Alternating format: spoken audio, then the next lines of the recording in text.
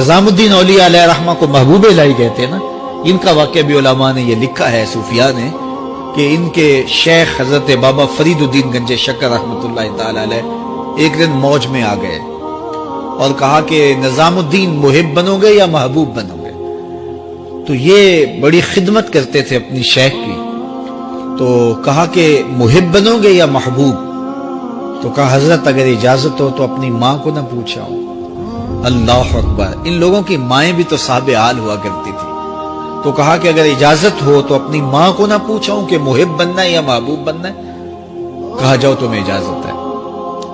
تو گھر کی طرف روانہ ہوئے، ایک آدھ دن کا سفر کیا، راستے میں ایک فقیر تھا مجذوب جو راستے میں بیٹھا تھا، حالت اس کی عجیب سی تھی، تو یہ سلام کر کے گزرنے لگے تو وہ مسکرا کے بولا محب بنو گے یا محبوب؟ تو حیرت زدہ ہو گئے کہ اسے کیسے پتا چل گیا، یہ تو میرے شیخ کا اور میرا راز ہے۔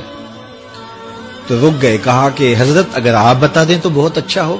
کہا نہیں ماں سے پوچھو، جو وہ بتائے گی وہی بن جانا، اور اگر ماں نے نہ بتایا تو کل آ جانا، اسی وقت یہاں ملاقات ہوگی، پھر میں بتا دوں گا۔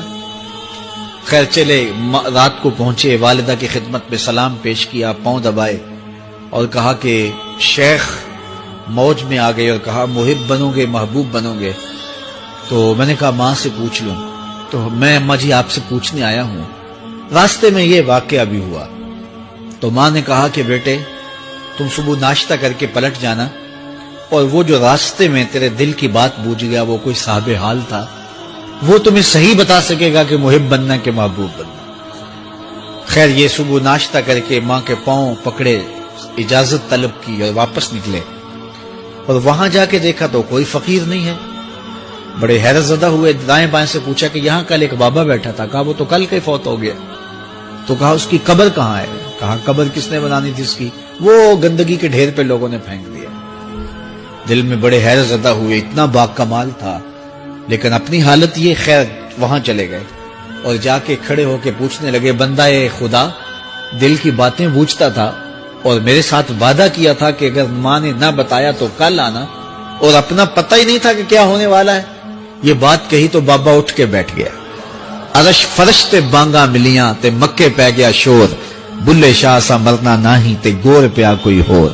ہاں اٹھ کے بیٹھ گیا اور کہا کہ نظام الدین محبوب بننا محب نہ بننا، محبوں کا یہ حال ہوتا ہے، نہ کفن ملتا ہے نہ دفن ملتا ہے، محبوب بنو گے تمہاری قبر پہ بھی میلے لگیں گے۔ فاتبعونی یحببکم اللہ، اگر حضور کی اطاعت کرو گے، حضور کی فرما برداری کرو گے تو تم محبوب بن جاؤ گے۔ جب کوئی حضور کا ہو جاتا ہے تو رب اس کو اپنا محبوب بنا لیتا ہے۔ تو حضور کی محبت خدا کی محبوبیت کا ذریعہ ہے۔